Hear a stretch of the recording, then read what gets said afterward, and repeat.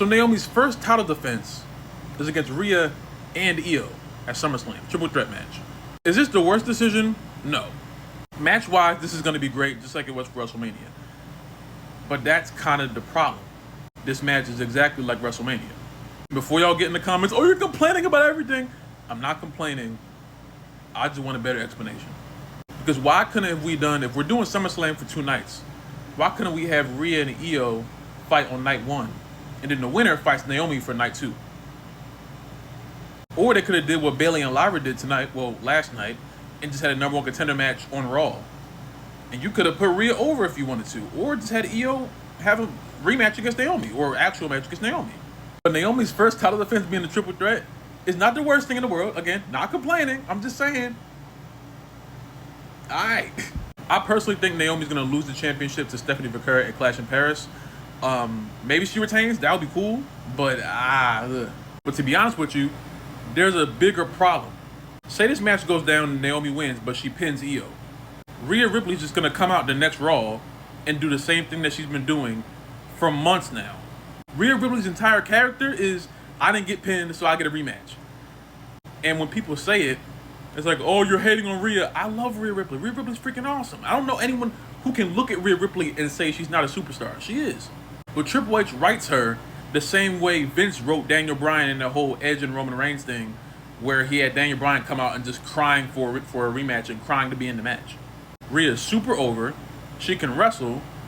She has everything going for her. But Triple H writes her like this just whiny character when nothing about Rhea, exterior or interior, is whiny. And for my money, Io's the biggest star in the women's division. She got a bigger pop than Rhea last night, and Rhea gets major pops. Io's pop was much louder last night. So if we're booking this about who's the most over, Io and Naomi should be having a one-on-one match. But Triple H loves Rhea Ripley so much, it's starting to get really evident. Well, it's been evident for a long time now, but we need to be able to talk about it and not people just dismiss it and say, oh, you're hating. Oh, I'm a Rhea Ripley fan too.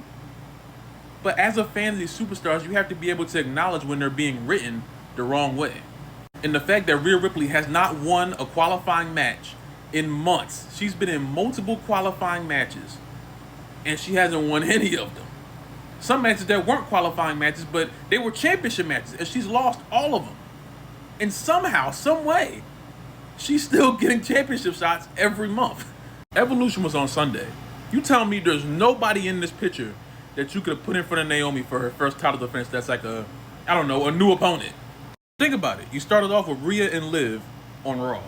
Then it went to Rhea and Nia. Then it went to Rhea and Io. Then it went to Bianca, Rhea, and Io. The Evolution, it went to Rhea and Io again. Now on SummerSlam, it's Rhea and Io again with Naomi as champion.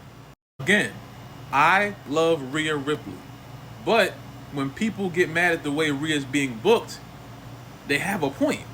Because Rhea is always in the championship picture. Like, this is like consistent. And she's lost a lot of matches consistently. Lost at WrestleMania. She lost to Io. Lost Io again. I think the conversation needs to be had because, one, everything isn't complaining. You know, I think a lot of people, when you talk about their favorite superstar, they, oh, you're complaining, you're whining, your fans are so fickle. Shut the fuck up. Stop bitching. No one's being fickle. No one's whining.